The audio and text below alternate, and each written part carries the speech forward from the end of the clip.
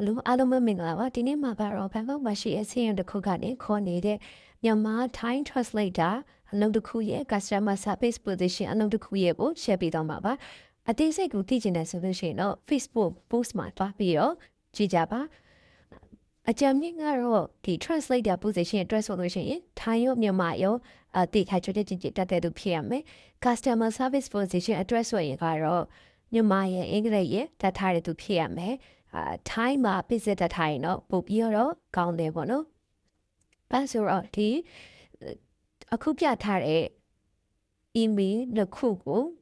ကိုယ့်ရဲ့ CV file ကိုတွားပြီးတော့ကိုယ်နဲ့ကြိုက်တယ်ဆိုရင်ပို့ပြရမှာဖြစ်ပါတယ်။အသေးစိတ်သိချင်တယ်ဆိုလို့ရှိရင်တော့ Facebook link ကို comment မှာချပေးထားပါတယ်။အဲ့မှာတွားပြီးတော့စုံစမ်းပြီးမြတ်ပြီးတော့ရှောက်လို့ရပါတယ်။ဘာတစ်ခုရှိရပါသူတို့က